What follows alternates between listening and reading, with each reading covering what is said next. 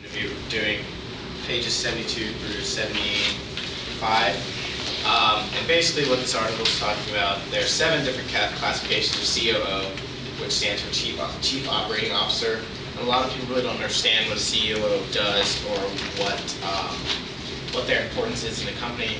And that's because they're really misunderstood, and because CEOs can do anything from run the operations to run the sales, to really actually run the business for the CEO who's a figurehead. And basically what the article answers 2 questions is, are circumstances in which a number 2 role is particularly useful, and are there circumstances in which having a number 2, a COO, would be not useful at all? The effectiveness of COOs is critical to the fortunes of a lot of companies, but to just as many companies, they're really not necessary at all. The second-in-command executive is a role that by right is becoming increasingly prevalent. It should be more prevalent because they have helped out so many companies. Dell hired a COO to help him out when he was getting started. Bill Gates had 2 COOs that really helped him out. And there's some other examples in the article I'll go through. So the hard thing to understand about chief operating officers is that there's no constants when it comes to the type of personality. Salespeople or marketers can generally go from one job to the next, and they have a set skill set. You know, they're good at speaking or they're really creative. Well, COOs, there's no skill set to really define what makes a good COO. So go ahead. Sometimes it can depend on the skills of the CEO, and they want to like counterbalance or use the COO as a foil. So it's really hard to discern whether like a COO who succeeded at Microsoft would be the COO to help out Dell. You know, you can really never tell because it's such a wide, takes in such a wide variety of people and skills. Some companies are firing their COOs or letting them go. And Hambrick and Camilla did a study, and they found that there's been a 22% decline over the last 10 years in the number of COOs. So some people think that in like 10 more years, they're not even going to be more COOs. And in most cases, the COO is basically there to make the CEO's vision a reality. And then this is why COOs remain mysterious as a class. The role is structurally, strategically, socially, and politically unique and extraordinary, situational. So it's basically on a situational basis that a CEO can really be successful.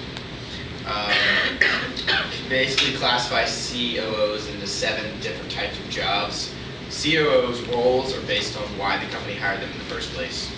So the first is the executor. COO's job is to lead the execution of strategies developed by the top management team, and the COO typically takes responsibility for delivering results on a day-to-day and quarter-to-quarter basis. And by bringing in a COO to lead and oversee the day-to-day operations, the COO allows the CEO to focus on the strategic long-term challenges the company will face. So basically, this COO's job is to deal with day-to-day operations, so the CEO can really look in the long-term, extended operations of the company.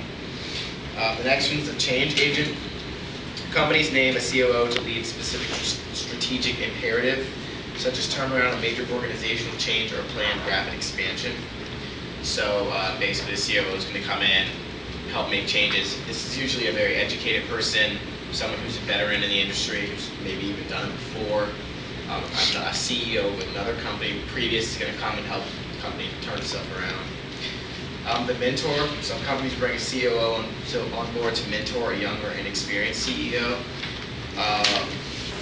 As the CEO develops, though, the COO role becomes really isn't necessary. So there's not much job security being a COO as a mentor. And this is Michael Dell hired Mort Topfer in 1994 because he didn't really know what he was doing. So he hired an experienced COO to help him keep his business profitable, I guess. Sure, the other half. A company may bring in a COO not as a mentor but as a foil to complement the CEO's experience, style, and knowledge-based approach. And like I was talking about earlier, whoever's going to be the COO really depends on who the COO is and what they want for their COO, and pretty much sometimes the COO just ends up running the company. Yeah, and the other half Observers have viewed the relationships between Bill Gates and two of his previous CEOs, John Shirley and Michael Hallman, as being the other half. And really, this is just designed to make sure that they're really complementing each other very well. The partner. Sometimes CEO is simply the kind of person who works best with a partner. There are plenty of people who are like this, and basically what they do is bounce ideas off of each other and give each other good feedback in making decisions. And many experts believe that more companies should create and cultivate co-leadership arrangements, which is the partner, because it's a really good system of kind of checks and balances. Michael Dell and Kevin Rowlands in 1996 were operated as a partnership. And then there's the heir apparent, which is pretty obvious. Basically, this is the person that the company puts in front of the public and says, "This will be your next CEO." He's the CEO elect. He's in the running for the CEO. Everyone knows it. But generally, they're actually sometimes can have a negative effect in which the COO kind of lets everybody down during his time in the company. This has actually happened to a lot of people. John Brock of Cadbury Schweppes, Michael Safrosky of Motorola, John Walter of AT&T, and Robert Williamson of Citigroup were all in line to be CEOs of this company, but it never happened because for one reason or another they messed up or they got bored with their job. And finally, there's the MVP, and some companies offer the job of COO as a promotion to an executive considered too valuable to lose, particularly a competitor.